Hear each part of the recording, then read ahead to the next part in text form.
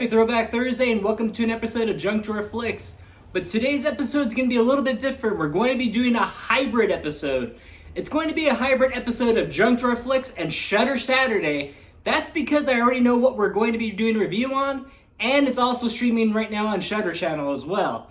So, Near Dark, which is now streaming exclusively on the Shudder channel. Near Dark also stars James Cameron's alumni from the movie Aliens, Lance Henriksen, Jeanette Goldstein, and Bill Paxton as the main vampires of the film. The film opens up with a young local farm boy who picks up a young female drifter, and right away he's head over heels for her. But what he doesn't know is that she's also a vampire. And while they're playing tongue twister in his truck, she decides to give him the love bite of death.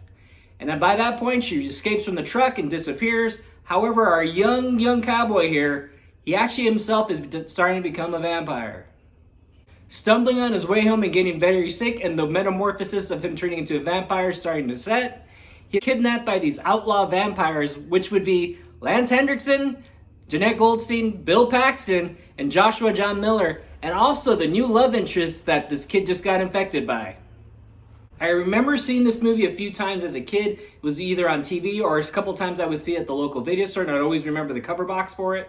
And somehow, in some weird way, this movie disappeared and never saw it again. And I remember I'd always see posters of it, and all the actors that were in this movie had done pretty well. However, I just never heard about this movie ever again. It was almost like if you saw it, you knew what it was. However, you would have to tell people about it, because if they never saw it, they never knew what you were talking about.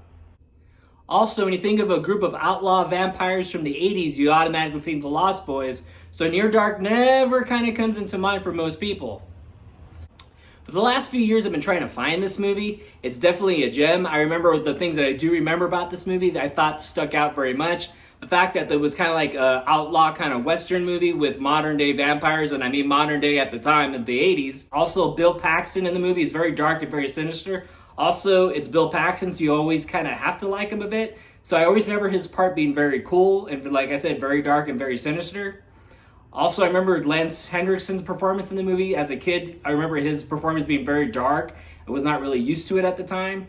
And also Jeanette Goldstein, I was like, ooh, I wanted to see what she was like in this movie too, because I had a vague remembrance of her in this movie. However, this movie was always very hard to find. It was either out of print or the copies I did find were really expensive. So I was like, maybe there'll be a Blu-ray release of this movie at some point, because I was like, this movie has big enough stars and enough recognizable people in the movie that it probably will get some sort of big release.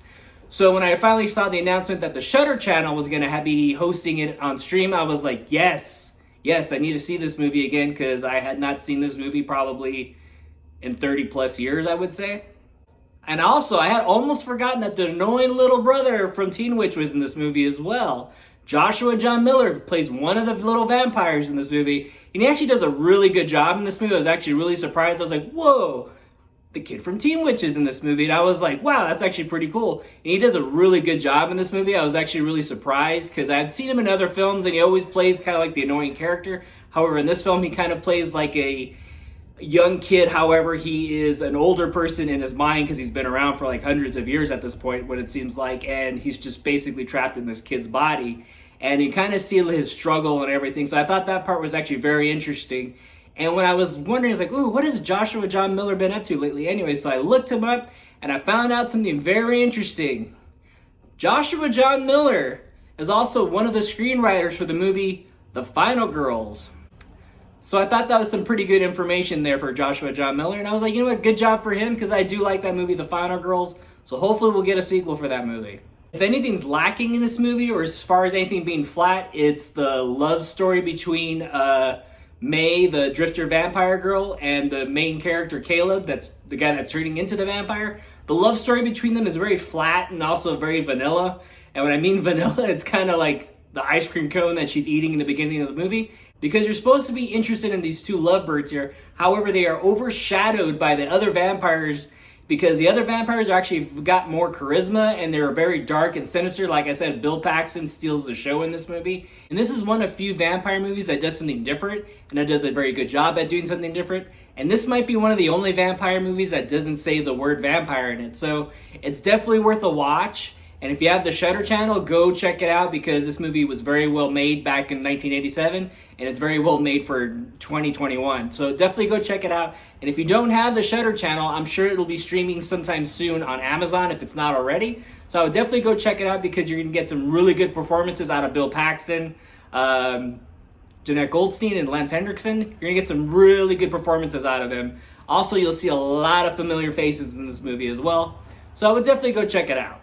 Well, thanks for tuning in for this hybrid special of Junk Drawer Flix / Shudder Saturday. So that probably means I'll be watching Fear Street Part 2 on Friday and probably doing a review on it by Saturday or Sunday. So hopefully I will be liking that one a lot better than the first one. So hopefully I'll have that review up for you guys right away if anyone's watching it. So hopefully you like what you see here. Don't forget to hit like and subscribe. I'm Mike the Movie Misfit, and I'll see you at the movies. Get more out of life. Go out